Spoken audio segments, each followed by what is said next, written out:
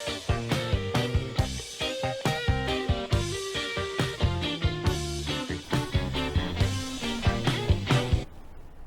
like to begin by acknowledging the traditional owners of the land on which we meet today, the Kabi people, and pay our respects to elders past, present, and emerging.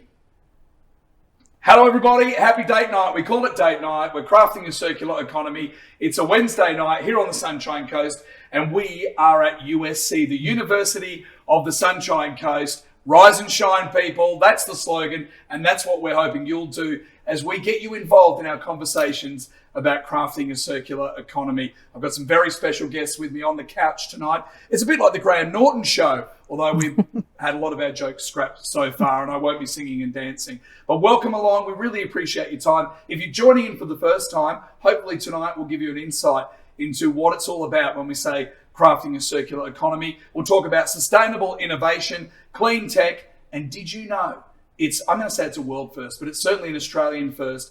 There is an incredibly large battery here at USC that is going to save $100 million in power bills over the next 25 years. We'll get to all of that and a lot more. Over this series so far, thanks to the Sunshine Coast Council, we've met some amazing local craft brewers, some amazing local fresh farm producers, and some incredible, I keep saying incredible and amazing, but they really are, they're grouse. Can we go with grouse?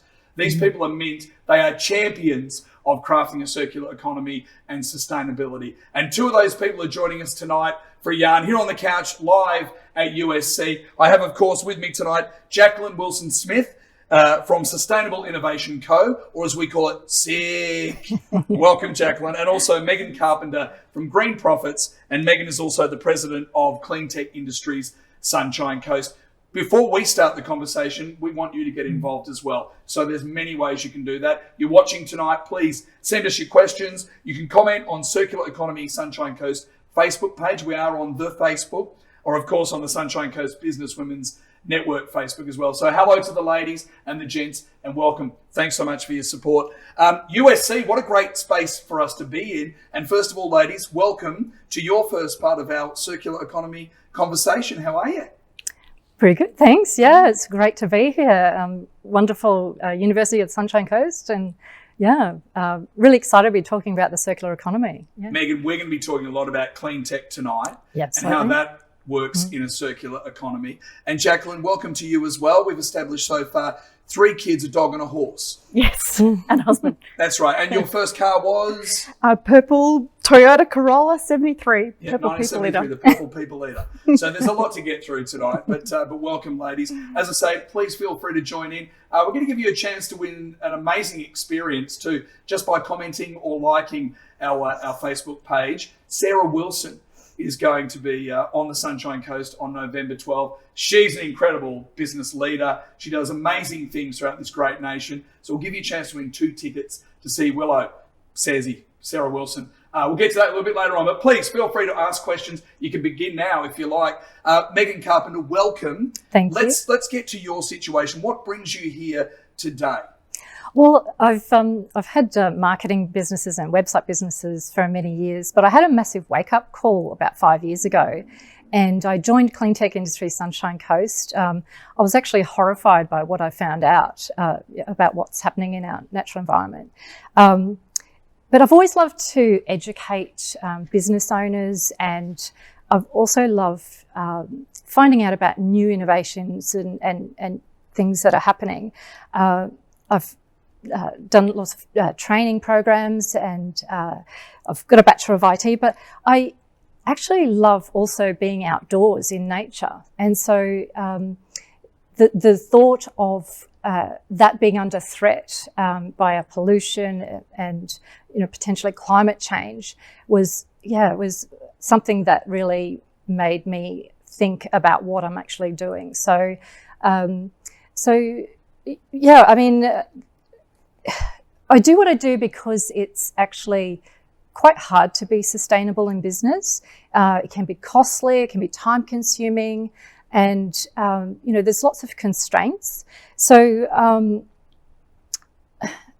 I guess I'm a late bloomer to all of this. You know, it was only 5 years you're ago. blooming, Well, at I mean, least. you know, I think we all are. yeah, Megyn. and everyone's always learning. You know, and that's the thing. And I think if you can just do something one step at a time, no matter how small, then it does make a difference. Well, you're president of Cleantech, but tell me about green profits, because what's the situation with that? How does that work for people that are going green profits? Is that $100 notes? Yeah. No? How does it work? Well, yeah, I guess it's the green money side of things and the green sustainability side of things. But Green Profits is my business where I'm looking at training business owners about sustainability in business. So, I love it. I love working with business owners and helping them to be green. So it's as you say, it's all about, hey, you can still make a living, you can still make money, but let's do it in a green way. Absolutely, and they coexist. And my philosophy is that it doesn't have to be just green.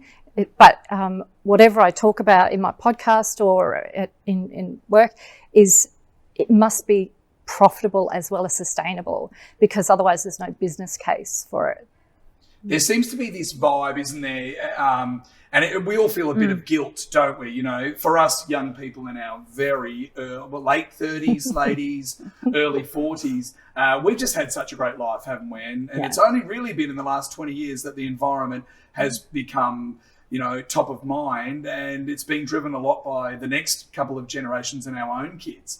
And we've sort of moved into this line of, okay, I'm starting to feel a bit of guilt now. There's a lot of messages out there. Apparently it's simple. I just put all of the recycling in one bin and then the food scraps in another thing and then all the chuck out, and we're trying to get that message across because it's easy to talk about, but when you're trying to do it practically in every single household, it can be that nightmare. And look, I'm a recovering Catholic, so I've got enough guilt. But environmental guilt, I need that like Gandhi needs a meat tray.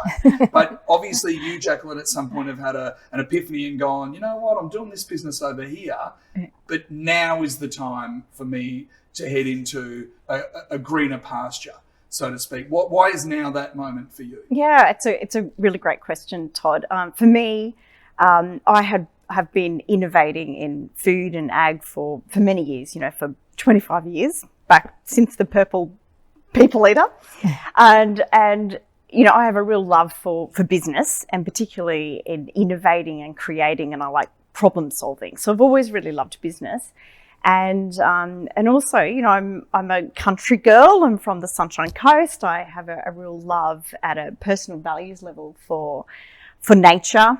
I love if I can see something green or something blue. I could never live in the city, but I could live by the sea or in the country. And so for me, there was always this slightly incongruous sort of position where I was always in business, making money for businesses, which is great. Nothing against that at all. You need to have sustainable economics, to be viable.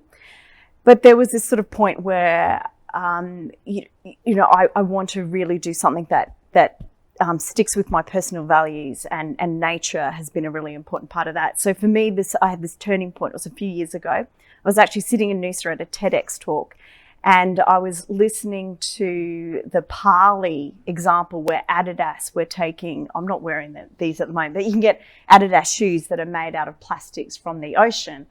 And I was sitting there going, wow, this is really amazing. This is business having a real impact. And I realized that I could do a lot as an individual, as a consumer, to make sure I make good choices about the packaging that I buy, or, the food that I purchase, and what I do with the weeds on my property, making sure that I look after my soil and my sort of sphere of influence, as an individual.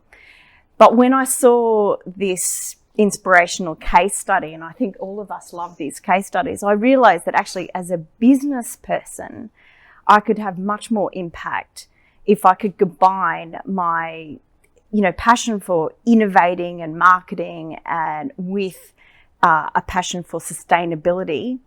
I if I could put those two things together, I could actually have much greater impact. And I feel that's the exciting space for me, is to be able to really influence businesses, and the larger the better, because that's where you can really have big impact.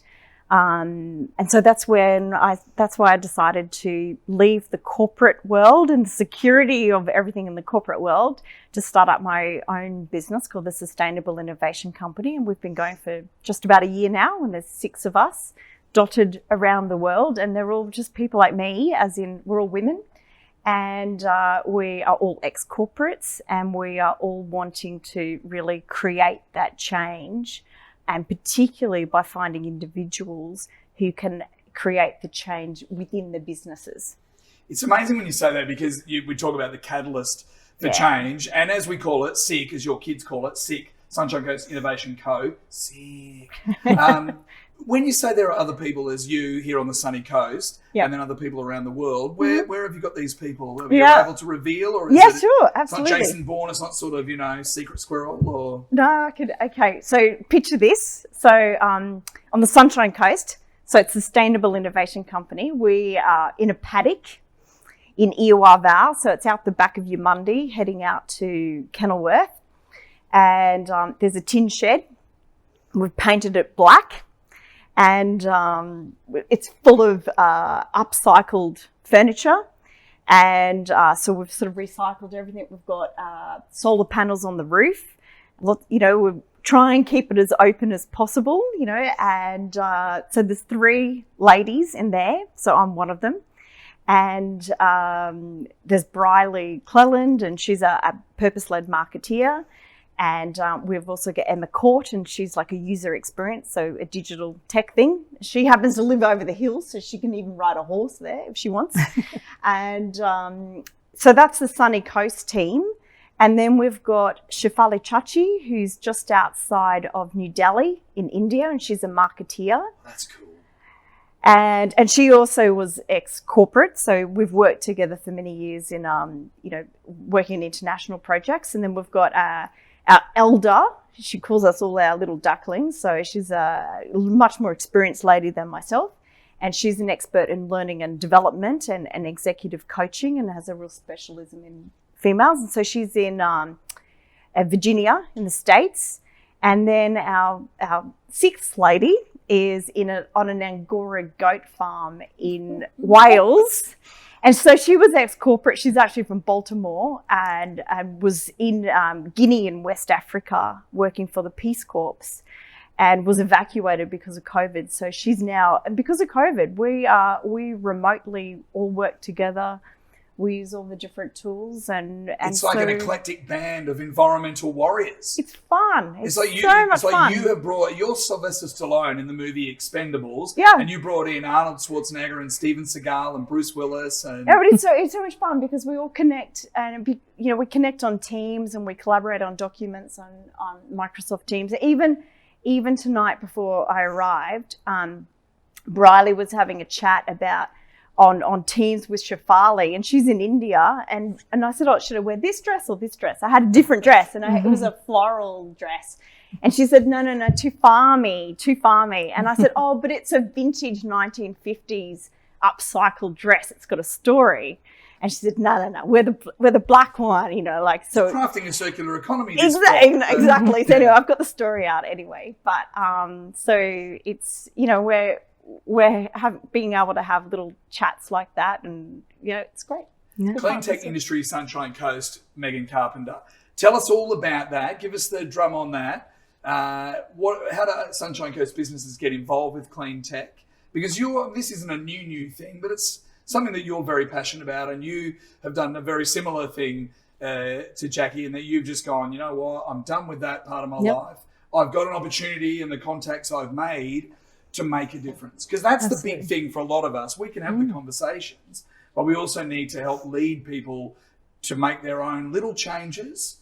And that's we're talking about the catalyst for change that can then steamroll into bigger things. Snowball. Absolutely. And I've only met Jack tonight, but we're so aligned on so many levels. So it's fantastic. But Cleantech Industry Sunshine Coast is an eco business hub. So for sustainable clean tech type businesses. It's like a chambers of commerce for eco businesses. So it's probably best explained with the sectors. So we have a circular economy sector. Used to be waste management, now it's circular economy. It's such a nicer title. It's so much better. And clean energy, the building design, and the water management. But there's the new sectors of clean tech transport and also the sustainable business. But of course, hot on the heels is hydrogen coming up as well. Yes. So we provide our members with news and information and opportunities to network, etc. We also have connections with government, so we represent the industry here on the Sunshine Coast and in Queensland. Yeah. So it's a little bit like if you joined a wine club or a beer lovers club, for example, and you might meet once a month or you receive the newsletter. It's that similar thing, isn't it? That's where right. It's people who have a passion for environment and That's green. right. So Yeah. you've got green profits on one side where you're helping businesses understand, then you're inviting them into the clean tech arena. Absolutely. And I'd love to encourage everyone to jump on our website for Cleantech and support our local businesses, because they're the ones that are out there doing the right thing, and they're cleantech businesses. I mean, great example is Planet Arc Power, who have Australia-wide, but we've got my Vice President, Will Waters, is here on the Sunshine Coast, and they've literally just announced this contract with the IKEA stores, that they're making a whole solar microgrid on the IKEA stores in Australia, which is unbelievable. So, there's some great stories there. But we've got members like Rock Coach, legends here on the Sunshine Coast, and there's lots of environmental consultants that can help people with any sort of sustainability question in their business or environment. And we've got smaller businesses and the larger businesses as well. And obviously what you talk about too is profits and benefits. So you can still make money and run your business, but if you do it this way and you go greener, or even just dip your toe in the water for a little bit of green, there are also a heap of benefits. Not only for your conscience, obviously, but you can still make money. That's the message, isn't it? Absolutely. Because that's what people worry about, is how much is this going to cost me? What do I have to do here? It's like when you're talking to farmers in South Johnson in tropical North Queensland, around Innisfail, and they're like, well, I'd like to help out with biosecurity, but can I afford it? Well, yeah, you actually can, but it's just about expressing to people in real layman's terms how easy it is. It's not the easiest journey, but it's also not that hard, right? No, well, that's right. But there are constraints, and there's time constraints around getting involved. People might think that it's the cost involved. There might be if you're looking at cost, say the shorter term costs might be more, but the longer term cost might be, the cost benefit is there. So there's issues around getting the understanding around the timing and the costs, etc. Issues, I guess, maybe staff may be unempowered or unengaged, that sort of thing. But one of the things really that people see as an issue is lack of understanding. Yes. And one of the things is, as a good example, is when you're talking about global temperature versus the weather temperature. And so the global temperature, you may have heard, talking about the global warming, 1.5 degrees. We don't want the Earth's global temperature to warm more than 1.5 degrees, because otherwise it's devastating for biodiversity and the Earth's systems. Well, we've already seen the damage so far. And it's already starting to happen. So, but the weather temperature is totally different. So the weather can change, what's a good degrees? We're on the Sunshine Coast, what's a nice balmy day? Oh, Jack, what do you, 26, 27, 28 degrees? 28 degrees, yeah. So the weather could change up to 30 degrees, and you probably wouldn't notice much, Well, I'm more grey than ginger now. I'm what they call a gringer. But as a former ginger, I do notice that it rises in temperature. You would notice. Well, I've just gone from pale blue to this colour coming out of winter into spring on the sunny coast. Well, there you go. So, but I know what you're saying. Yeah. And so the weather can change 10 degrees, 20 degrees, and there's no harm done. But when you're looking at the global temperature, if that changes 1 or 2 degrees, that's a major impact on the Earth. And so this is where the lack of understanding is, and I'm here to help people understand that. But as far as business goes, there needs to be a business case for it. Yeah. And Jacqueline, so why is a circular economy important, do you think? And what are some of those little nasty barriers that are stopping some businesses going full tilt and getting involved? Okay. Well, I think a circular economy is important because a linear economy is just unsustainable. I think it's just a no-brainer. There's no complexity to it at all. It's just that we can't go on and on with a system that is broken, that we're just going to run out of stuff and we're depleting our planet. It's not good. It's not good for our soils. It's not good for our air. It's not good for water. It's not sustainable long term. So I don't really look at it in a complicated way. I just think we can't do this forever. So we have to systemically change. So one of those things of when we were just discussing then, can we afford to do this? Can we afford not to?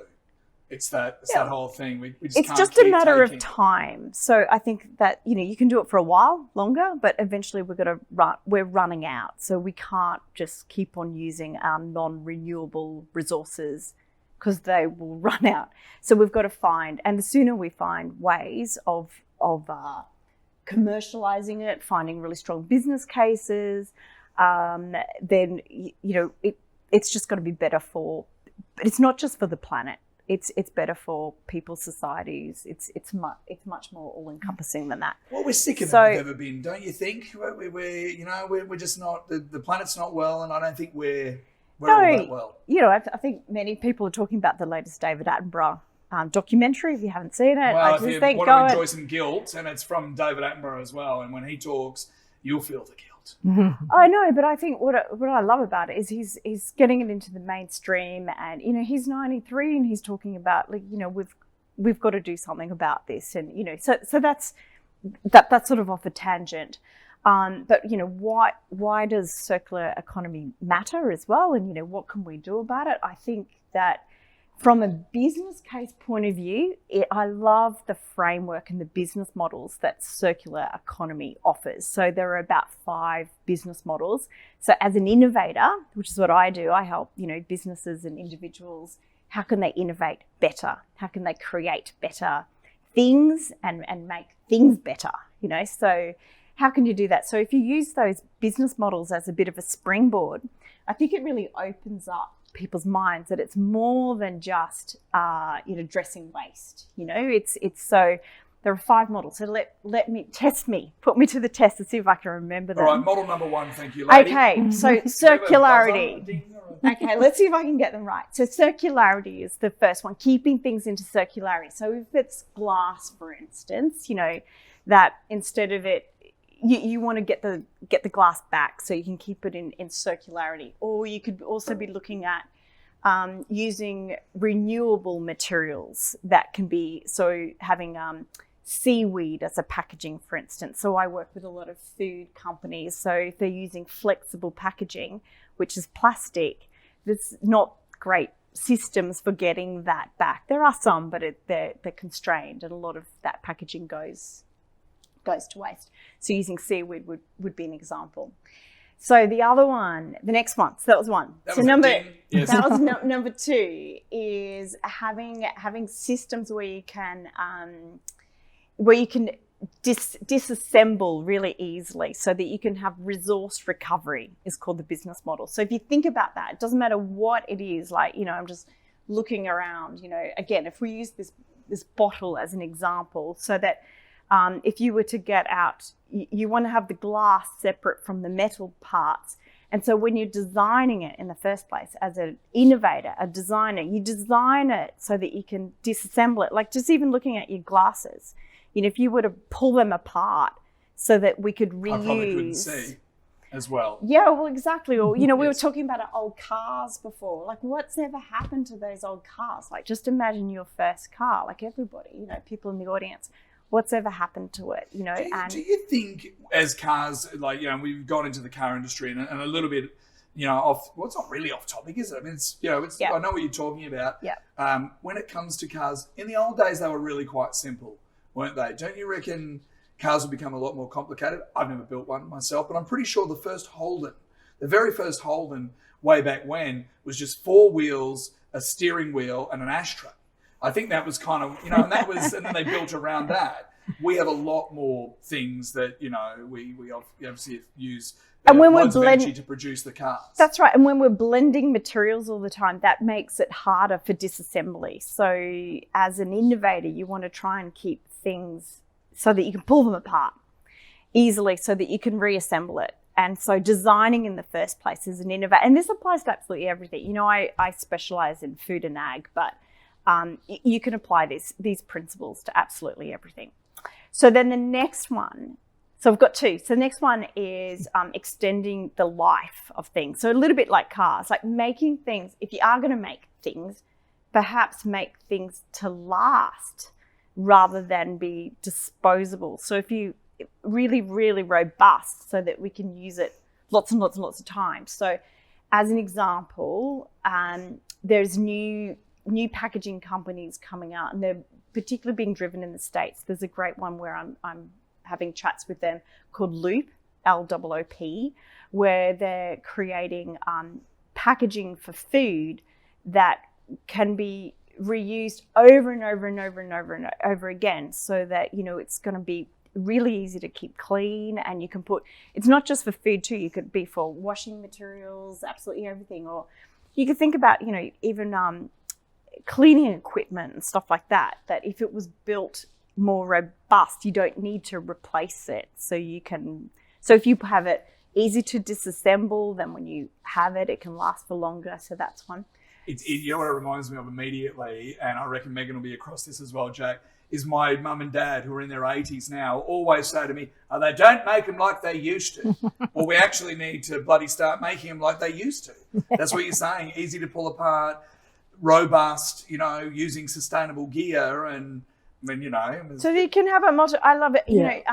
There are clothing stores in the UK at the moment where you can buy a jacket for your kids, but it will have like, this jacket belonged to, and it'll have a big long list of names on it, like 10 different names, so that you can be the first one, but then you can put the next name in it. So they're actually made, they're really expensive, but they're made beautifully so that they can be handed down with pride. Yeah, that's fantastic. Isn't it? I know, it's Mine so cool. used to just have Damien Yelverton on it, because I put all my cousin Damien's hand-me-downs and some of my cousin Victoria's hand-me-downs too, that's a different story altogether. The 80s, wasn't it crazy growing up there? So that's 4. No, I've got, okay, the fourth. So the fourth one is sharing economy. So I love, working in food and ag, I love it where, why should a farmer buy a tractor when a whole heap of farmers can buy a tractor and share it? Or, if it's a processing facility, I know a guy who's just bought this amazing mango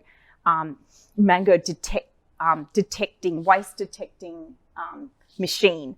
And he said, but I only need it for a certain time of the year. And he said, but the great thing is you can use it for tomatoes and capsicums and all these other fruit and vegetables in different times of the year. I just need to find some collaborators who can use it for the other times of the year. So sharing. And then the last one, which is actually one of my favorites, is the shift from having a product that we own to products as a service. So we're just looking at, we're here in the studio and we're looking at these lights right now. So this is a great example. There are light bulb manufacturers. I think it's Philips, I'm not sure. But instead of selling the light bulb, because light bulbs have been designed to not last, you can actually design a light bulb that can last for years and years and years and years and years, but they've been designed to be disposable so that we keep on going back and buying more and more and more of them. But if the light companies stopped selling light bulbs and instead sold light, you can just see that you can put all those circular economy principles absolutely you'd make it last, you'd make it, because you're renting the light, you're selling the light. So, and you can do that for anything. I could keep on going. Well, I love all the points you've made. You got through the 5 points, so congratulations on your success. You smell terrific. Golf clap. I think Megyn's got some points we're going to get through as well. It's funny. We didn't compare notes, but I've got 5 points. And that would be very similar though, because you're both very like-minded. And again, women running the world, leading the drive. But that's what we're all about these days. Blokes, we've had our time, and we probably haven't done that good a job. We're good at drinking beer and talking footy. I was going to say, I love the fourth one that you mentioned of just having a communal, because people are moving towards that. So there might be one tractor, or there might be one plough, or I'm trying to say to my next door neighbour, Murray, mate, you've got the only jet ski in the street. So how about I just borrow yours? And you know what I mean? Like, why would we all have jet skis? Yeah. Do you think he should loan that to me, and can I use that absolutely as a bit of a way to get in there and get his jet ski this weekend? Absolutely. But there is an interesting business model though in here. He could set it up, jet ski sharing platform, or and that's where I think the business case comes in. And as an innovator and a marketer and a collaborator, for me, I find this stuff really inspiring, because it's a framework to help organizations and individuals think creatively about the business opportunities that circularity can bring. And it's just so much more than just environment. That's an important part. That's like why, of course, we have to do this. But there's a really solid business case, a lot of creativity, and a lot of fun if we can really get behind these principles. Well, and that's what we were talking about before, Megyn, with profits and benefits. And that's also about the whole green profits. You can make money. You're making money this way, but it's kind of hurting Mother Earth a little bit, and the kids are guilting us out. And so it's a little bit, how's your father? How about we make this shift? And again, we go back to the catalyst for change. What can people do? How do people get involved with you directly with Cleantech or with Green Profits, Megyn?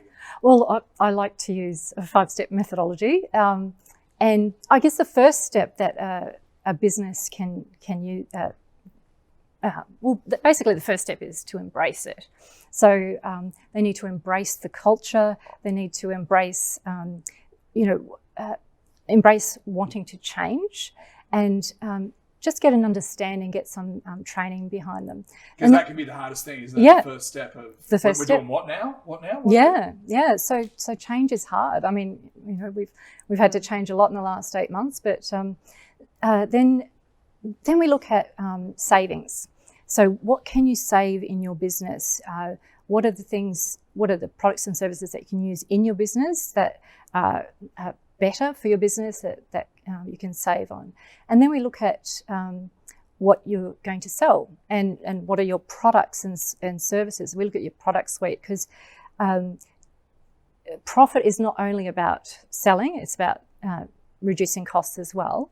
So with your product suite, what can you introduce a new sustainable product or service?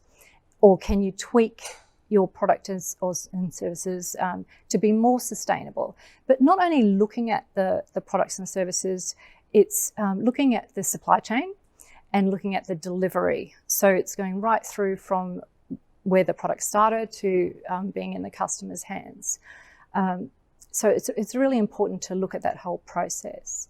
So then the fourth step is in the process is to systemize. And I love a good system. I think that systems breed freedom. You have a good system working for you, and then it works. It's a bit like positive parenting. Okay, you've got a child that's playing up, bad behaviour. You don't say the child's bad. You say the behaviour's bad, right? In positive parenting. Same with a system that's not working. If you've got a team member that's you don't say the team member's bad. You say the system's not working. Let's change the system. So I think if you have a good system, that it enables you to be better off with sustainability. So everything must be sustainable and profitable, or potentially profitable. So there's this key point of it's no use introducing sustainability for the sake of it if the business case is not there, and we've talked a lot about that tonight. So really the final thing that we look at is once all these things are in place, then you're looking at attracting. So you attract more customers, or you may even tap into a new market with sustainability or the circular economy.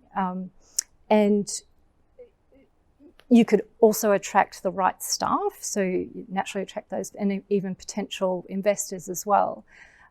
So of course, all of the good things that you do, you put it into your marketing, you tell people this is what we're doing for the circular economy, this is what we're doing for sustainability, you tell people about it, and that will attract the people that align with your values. But the key, I think, in all of this is to not do everything at once. You really have to do things step by step, one at a time.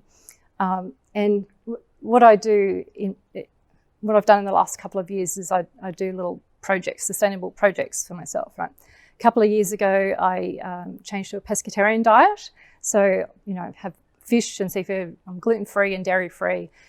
And I mean, there was food intolerances, but there was a sustainability factor as well. I mean, it's fantastic to eat a lot more plant-based things, but changing my diet so much actually opened up a whole new world. And there's just such amazing plant-based food out there, and it's delicious. I mean, I love vegetables, but there's so much good things to eat.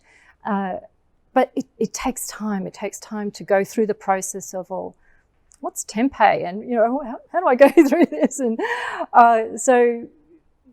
but I couldn't give up on my little bar prawns. I mean, seriously. Of course, absolutely. You're sort of saying I'm a vegetarian, then I go, oh, you're actually a fisher crit. Yeah. But they've now got a word for it, and it is pescatarian. Pescatarian. Or as I call my sister, pesky. Pesky. Because she's very pesky. Yes, That's what it's about. But I know what you're saying. So you've made that personal change in your own life, likening it to a business making a change for the better. That's absolutely feel good business minded. Become green.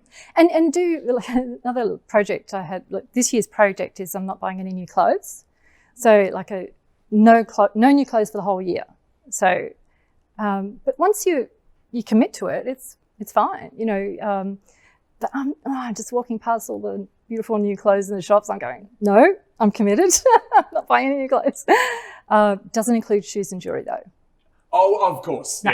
That's a little bit like that's a little exception there. I have no new clothes except handbags, jewelry, shoes, anything else. No, but I guess the point is, be kind to yourself.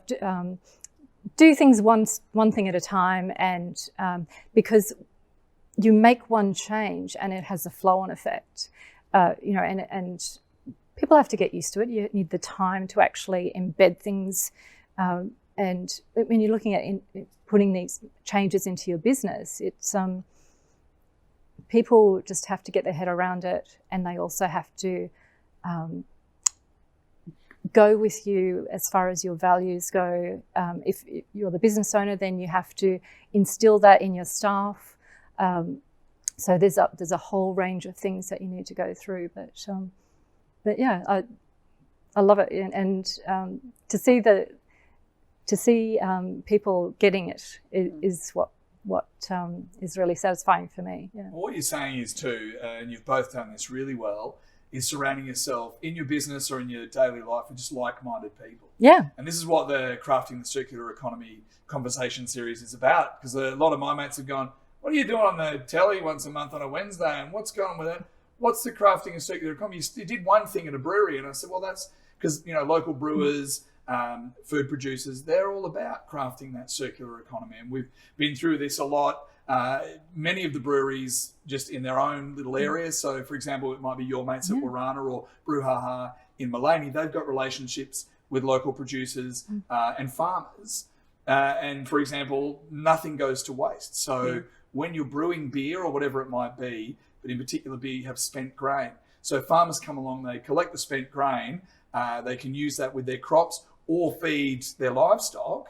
And obviously we all know what happens down the line, and you might come back with a Larry Pale Ale infused T-bone. But that's all part of crafting that circular economy. And it's not just about, business and sustainability. It can be, as you say, food production. I love what both of you ladies are doing. And in particular, Jack, you've talked about the contacts you've made on a global basis. So what can you tell us about the crafting of a circular economy for you globally with the different peeps you've got, and also at the setup you've got at Irwa Vale, which I think I might have seen you shed from the top of Mount Irwa Vale. Oh. But I was crying at the time, and it was, have you ever climbed that? It's very hard. I think you're around that area. Yeah. I'm just, that's my view, looking up. You were describing it like 20 minutes ago, and I'm like, I think I've seen that place.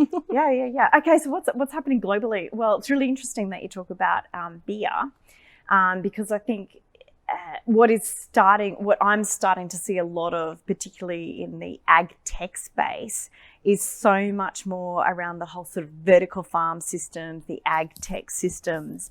And there's a huge shift because of COVID as well, because we're all starting to get so concerned about our supply chains and our food security.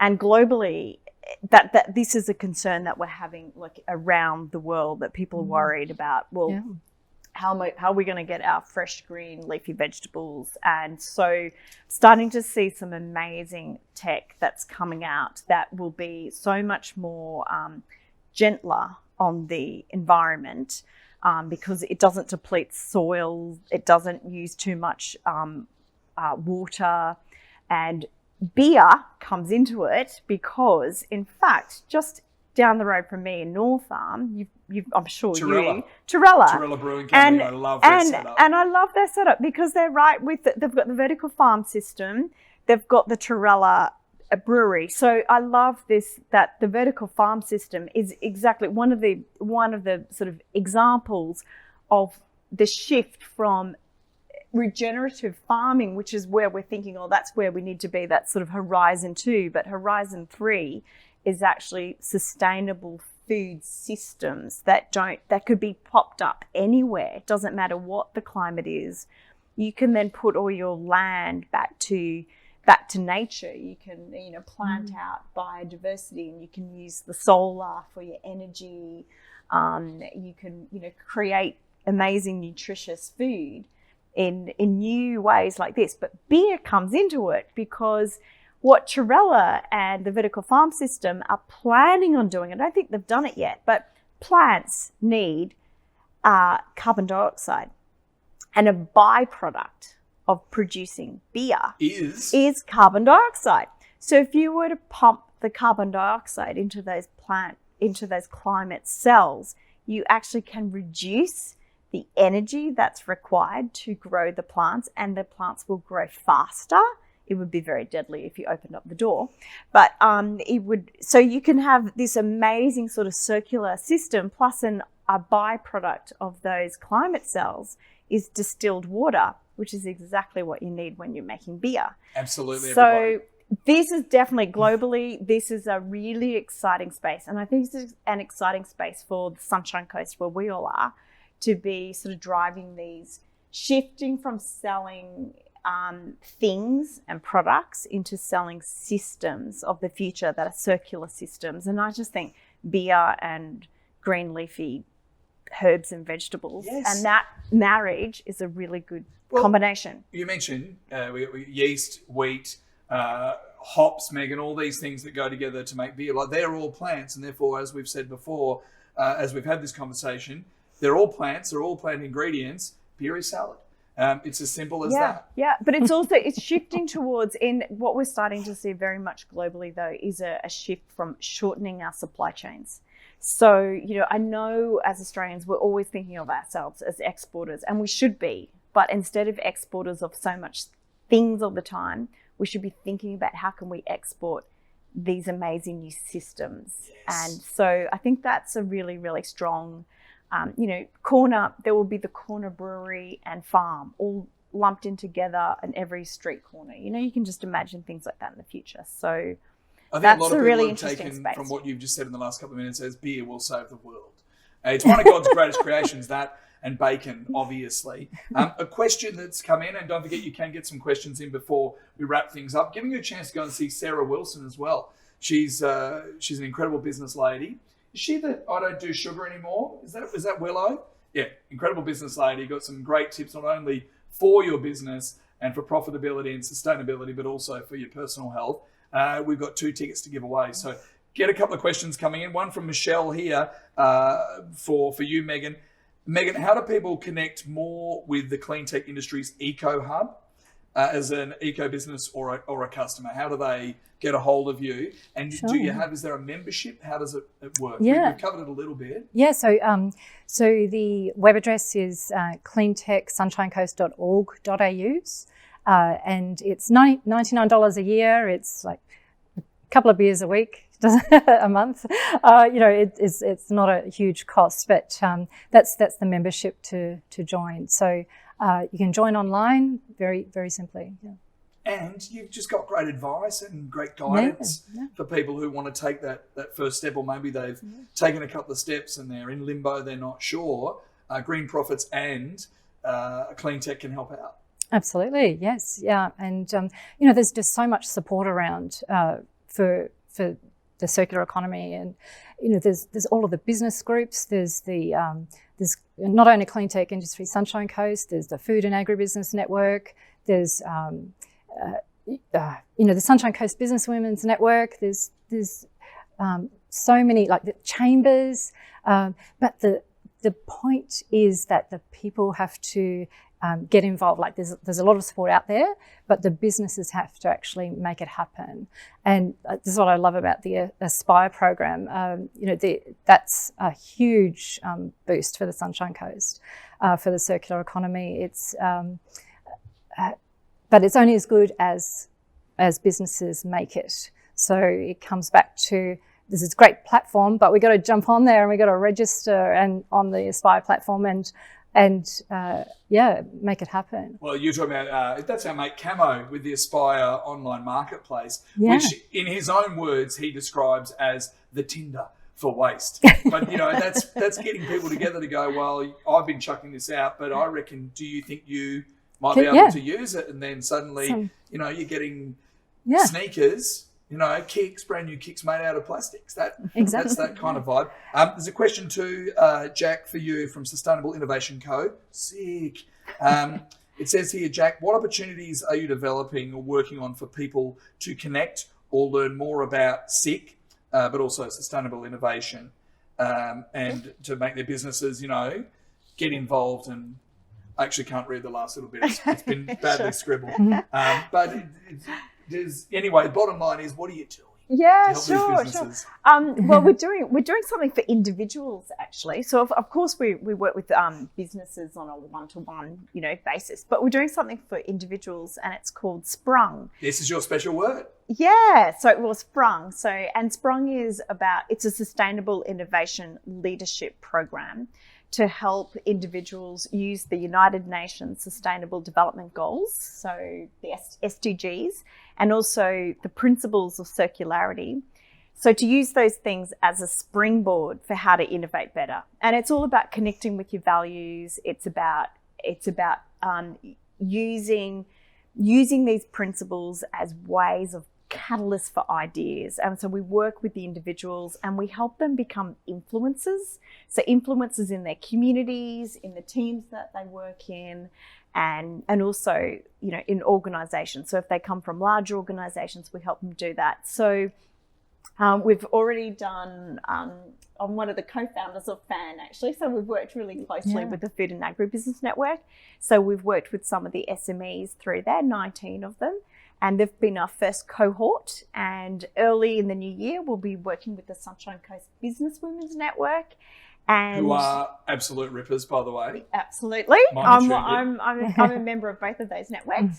And we're also really excited to be, we're partnering with the Earth Tech guys who are based out of the Perugian Digital Hub, and we're working on the Together in Action launch. And so the Sprung girls, so all of us from India, US, UK, and the Sunshine Coast, we're going to be delivering the learning aspect, which is Sprung. And for Together in Action, that will be a global program. And we're doing that as a pay what you can model. So we're being really brave and putting it out there. So we've got a recommended price of $125 for like an individual, particularly if you're a corporate. But we're putting this out to people in developing parts of the world. So we wanted to look at the SDG of reducing inequalities. So if you haven't got the money, you can pay $1 and you're in. And if you got lots and lots of money, then you can pay more. And then it's all part of a social enterprise. And you're paying it forward, yeah. And it helps bring in more, entrepreneurs into the venture. It's a venture studio to help young entrepreneurs in particular bring about sustainable innovations into the world. And it's a global program. See, there's so many of us here that are coasties, the Sunshine Coasters, who I mentioned that you think you just said that about the Perugian Hub, and I'm going, the what now? I don't even know about that. So very cool. There's so much that we can learn. And I love your whole idea of a sustainable innovation influencer. It's a little bit like being an Instagram influencer, except with a purpose. Perhaps. All right, but the togs do really look good on you. Hey, I want to show a really quick video. Okay. I got blown away today, and I didn't even know. I came in to meet my mate, Dr. Phil. He's actually a doctor. He's got a PhD. Is it futurism? Shaz, is that he's a futurist. But he's a great guy, Phil, and he's going to be part of the series that we're putting up across this weekend as part of the Sunshine Coast Open Home Scope, if you like. But Phil's an amazing guy, and he talks a lot about regenerative design. Knew I'd stumble over that word. And what we're talking about, the sustainability of, well, if we're taking that out, we've got to put back in. He's also what you ladies are saying. It's not just about taking it out and putting it back in. It's taking it out and putting so much more back in and keeping that regeneration. But yeah, he is an amazing guy. And I came here to film a couple of things with him today. And then my mate Shaz and my other friend Renee have gone, hey, you know what we've got to do? We've got to show you the ginormous battery. There's a huge battery. You might not have seen it coming in the dark. I'm going to call it a world first, but it's certainly an Australian first. And it's huge here on the Sunshine Coast. And I'll read to you, it's a 6,000 plus solar panel powered thermal energy storage tank. It's a battery. Awesome. We'd like to hit play and show you this video because it's here at USC. It is now, and it's amazing. Universities have a large energy footprint, and the University of the Sunshine Coast wanted to tackle that and reduce that expense and also look at leading in environmental sustainability. USC is the first in the country to implement a thermal energy storage battery that is powered by renewables. So the project came about as a result of USC's desire to be carbon neutral and the development of that carbon management plan.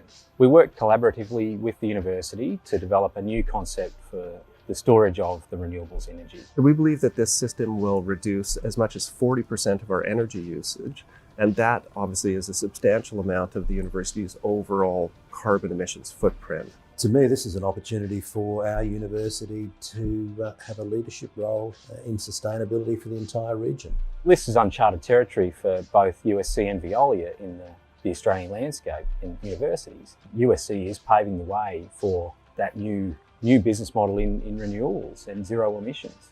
We can really see that the university is practicing what it preaches. It's actually making the change that we've been advocating for in the wider world for some time. So it's very exciting. And I can see walking around the university and liaising with students and staff that everyone is really, really proud of this project. It's very exciting because I think we have the opportunity to teach the younger generation within the university environment that the environmental challenges faced by the planet can be solved.